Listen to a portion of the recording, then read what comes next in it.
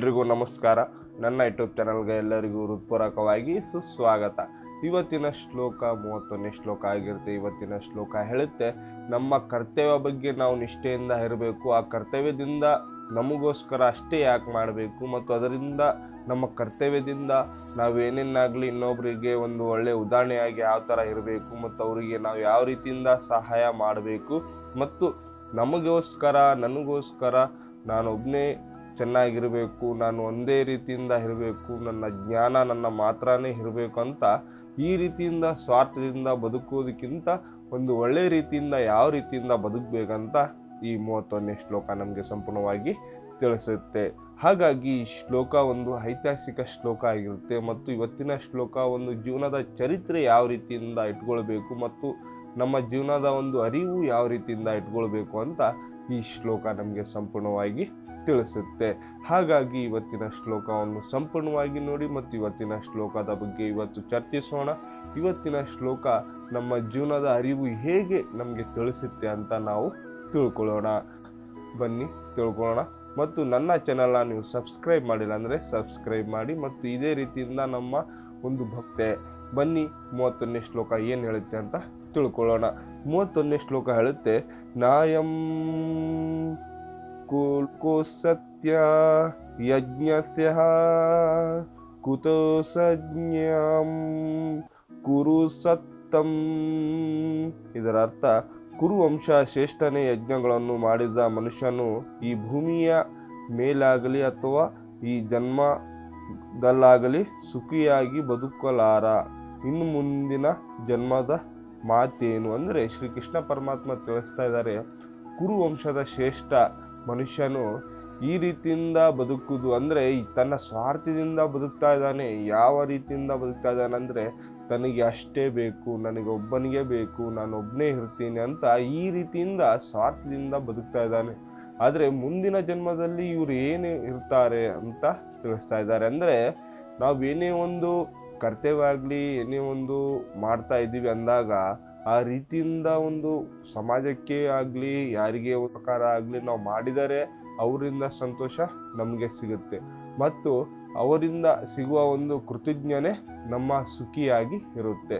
ನಾವೇನಂತ ತಿಳ್ಕೊಳ್ತೀವಿ, ನಾವೊಬ್ಬನೇ ಕೆಲಸ ಮಾಡಿದೆ, ನಾವೊಬ್ಬನೇ ಸ್ವಾರ್ಥದಿಂದ ಬದುಕಿದೆ, ನಂಗೆ ಅದೇ ಸಂತೋಷ ಅಂತ ನಾವು ತಿಳ್ಕೊಂಡಿದ್ವಿ. ಆದರೆ ಈ ಪ್ರಪಂಚದಲ್ಲಿ ಯಾವ ರೀತಿ ಸಂತೋಷ ಅಂದರೆ ನಾವು ಒಬ್ಬರಿಗೆ ಕಷ್ಟ ಕಾಲ ಇದೆ ಅಂದರೆ ನಾವು ಸಹಾಯ ಮಾಡಬೇಕು, ಮತ್ತು ಏನೇ ಒಂದು ನಮ್ಮಲ್ಲಿ ಇರುವ ಜ್ಞಾನ ಇದೆ, ನನ್ನಲ್ಲಿ ಬರ್ತಾ ಇದ್ದಾನೆ, ನನ್ನ ಜ್ಞಾನವನ್ನು ತಿಳ್ಕೋಬೇಕಂದಾಗ ನಮಗೆ ಎಷ್ಟು ಜ್ಞಾನ ಇರುತ್ತೋ ಅಷ್ಟು ತಿಳಿಸ್ಬೇಕು. ಅದರಿಂದ ಆತನ ಜೀವನವನ್ನು ಚರಿತ್ರೆಯಿಂದ ಬದಲಾಯಿಸ್ಕೊಳ್ಬೋದು ಅಂತ ಆತ ನಮ್ಮ ನಂಬಿ ಬಂದಿರ್ತಾನೆ. ಅದೇ ರೀತಿಯಾಗಿ ನಾವೇನೇ ಒಂದು ಕೆಲಸ ಆಗಲಿ ಏನೇ ಆಗಲಿ ಅದರಿಂದ ಇನ್ನೊಬ್ಬರಿಗೆ ಪ್ರಯೋಜನ ಆಗಬೇಕು. ಅವರಿಂದ ನಮ್ಮ ಕಲಿಕೆ ತಿಳ್ಕೊಂಡಾಗ ಅವರಿಗೆ ಆಗುವ ಖುಷಿ ಅದು ನಮಗಾಗುತ್ತೆ. ಅಂದರೆ ಅವರು ನಮಗೆ ಈ ಥರ ಕೆಲಸ ಕಲಿಸ್ಕೊಟ್ಟಿದ್ದಾರೆ, ಈ ರೀತಿಯಿಂದ ಜ್ಞಾನ ತಿಳಿಸ್ಕೊಟ್ಟಿದ್ದಾರೆ, ಅವರಿಗೆ ನಾವು ಕೃತಜ್ಞತೆ ಹೇಳಬೇಕು, ಅವರಿಂದ ನಾವು ಒಂದು ಉನ್ನತ ಸ್ಥಾನಕ್ಕೆ ಬಂದಿದ್ದೀವಿ ಅಂತ ಅವರು ನಮಗೆ ಖುಷಿ ಕೊಡ್ತಾರೆ. ಆದ ತಕ್ಷಣ ನಮಗೂ ಖುಷಿ ಆಗುತ್ತೆ, ನಮ್ಮಿಂದ ಒಬ್ಬರು ಒಂದು ಒಳ್ಳೆಯ ಉನ್ನತ ಸ್ಥಾನಕ್ಕೆ ಹೋಗಿದ್ದಾರಲ್ಲ ಅಂತ ನಮಗೆ ಬರುತ್ತೆ. ಆದರೆ ಈಗಿನ ಪ್ರಪಂಚದಲ್ಲಿ ಹೇಗೆ ಇದೆ ಅಂದರೆ ನಾನೇ ಒಬ್ಬನೇ, ನಾನೇ ಎಲ್ಲ ಮಾಡ್ತೀನಿ, ನಂದೇ ಇದು ಅಂತ ಈ ರೀತಿಯಿಂದ ನಾವು ಬದುಕ್ತಾ ಇದ್ವಿ. ಆದರೆ ಆ ರೀತಿಯಿಂದ ಬದುಕಬಾರ್ದು. ಈಗ ನಾನೇನಾದರೂ ಹೇಳ್ಬಿಟ್ರೆ, ಇವನು ಬೆಳೆದ್ಬಿಟ್ರೆ, ನಾನೇನಾದ್ರೂ ಕೆಲಸ ಹೇಳ್ಕೊಟ್ರೆ ಮತ್ತು ಈತ ಏನಾದರೂ ಮಾಡಿ, ಈ ರೀತಿಯಿಂದ ಸ್ವಾರ್ಥದಿಂದ ಈ ಪ್ರಪಂಚ ಹೋಗ್ತಾ ಇದೆ. ಈ ರೀತಿಯಿಂದ ಹೋಗಬಾರ್ದು. ನಾವೇನೇ ಒಂದು ವಸ್ತುಗಳನ್ನು ಖರೀದಿ ಮಾಡೋದಾಗಲಿ, ಒಂದು ಬಟ್ಟೆಗಳನ್ನು ಖರೀದಿ ಮಾಡೋದಾಗಲಿ, ಏನೇ ಒಂದು ಒಂದು ಖರೀದಿ ಮಾಡೋದಾಗಲಿ, ಅದು ಎಲ್ಲ ಸಹ ಒಂದೊಂದು ವಸ್ತುಗಳು ಆಗಲಿ ಎಲ್ಲ ಪರಿಶ್ರಮದಿಂದಲೇ ಬಂದಿರುತ್ತೆ. ಯಾವುದೇ ಸಹ ಹಾಗೆ ಬಂದಿರೋದಿಲ್ಲ. ಒಂದು ಆಹಾರದಿಂದ ಹಿಡ್ಕೊಳ್ಳಿ, ಆಹಾರ ರೈತ ಕಷ್ಟಪಟ್ಟರೆ ಮಾತ್ರ ಆಹಾರ ನಮಗೆ ಸಿಗುತ್ತೆ, ಇಲ್ಲವಾದರೆ ಎಲ್ಲಿ ಸಿಗುತ್ತೆ?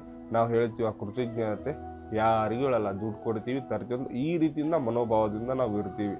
ಮತ್ತು ಶಿಕ್ಷಣ ಅಂತ ಬರ್ತೀವಿ, ಶಿಕ್ಷಣ ಅಂತ ಬಂದಾಗ ನಾವು ಫೀಸ್ ಕಟ್ತೀವಿ, ಡೊನೇಷನ್ ಕಟ್ತೀವಿ ಅಂತ ಈ ರೀತಿಯಿಂದ ನಾವು ಬದುಕ್ತಿರ್ತೀವಿ. ನಾವು ಕಲಿಸಿಕೊಟ್ಟ ಗುರುಗಳಿಗೆ ಯಾವತ್ತಿಗೂ ಗರ್ವ ಕೊಡುವುದೇ ಇಲ್ಲ. ಈ ರೀತಿಯಿಂದ ನಾವು ಹೋಗ್ತಾ ಇದೆ.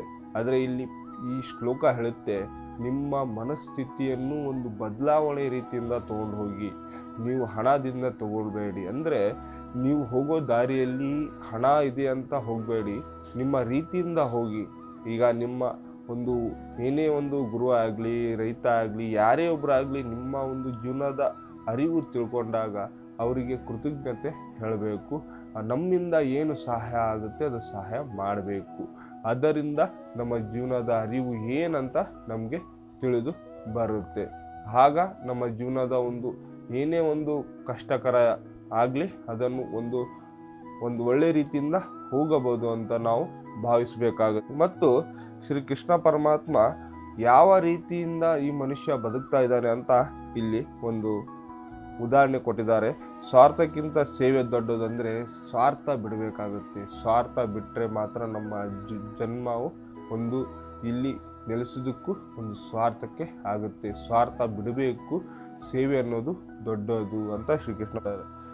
ದೊಡ್ಡದು ಪಡೆಯೋದಕ್ಕಿಂತ ಕೊಡುವುದು ಶ್ರೇಷ್ಠ. ಯಜ್ಞ ಭಾವದಿಂದ, ಅಂದರೆ ತ್ಯಾಗ ಮತ್ತು ಕರ್ತವ್ಯ ಭಾವದಿಂದ ಬದುಕಿದಾಗ ಮಾತ್ರವೇ ಜೀವನ ಸಾರ್ಥಕವಾಗುತ್ತದೆ. ಅಂದರೆ ಶ್ರೀಕೃಷ್ಣ ಪರಮಾತ್ಮ ಯಾವಾದಿಂದ ನೀವು ಬದುಕ್ತಾ ಇರ್ತೀರಾ, ಯಾವಾದಿಂದ ನೀವು ಕೊಡಬೇಕು ಅಂತ ಇರ್ತೀರಾ ಅದು ಇಂಪಾರ್ಟೆಂಟ್ ಅಲ್ಲ. ನಿಮ್ಮ ಜೀವನದ ಅರಿವು ಹೇಗೆ ಇಟ್ಕೊಳ್ಬೇಕು ಮತ್ತು ಇನ್ನೊಬ್ಬರಿಗೆ ನಿಮ್ಮ ಕಷ್ಟದ ಅರಿವು ಅವರಿಗೆ ತಿಳಿಸಿದಾಗ ಅವರು ನಿಮ್ಮ ಬಗ್ಗೆ ಏನು ತಿಳ್ಕೊಳ್ತಾರೆ, ಅದರಿಂದ ನಿಮ್ಮ ಜೀವನವನ್ನು ಹೇಗೆ ನೀವು ರೂಪಿಸ್ಕೊಳ್ತೀರಾ, ಅದರಿಂದ ಬದುಕಿದರೆ ನಿಮ್ಮ ಜೀವನದ ಒಂದು ಸಾರ್ಥಕ ಮತ್ತು ನೀವು ಇಲ್ಲಿ ಬಂದಿದ್ದಕ್ಕೂ ಒಂದು ಉಪಯೋಗ ಆಗುತ್ತೆ ಅಂತ ಶ್ರೀಕೃಷ್ಣ ಪರಮಾತ್ಮ 31ನೇ ಶ್ಲೋಕದಲ್ಲಿ ತಿಳಿಸಿದ್ದಾರೆ.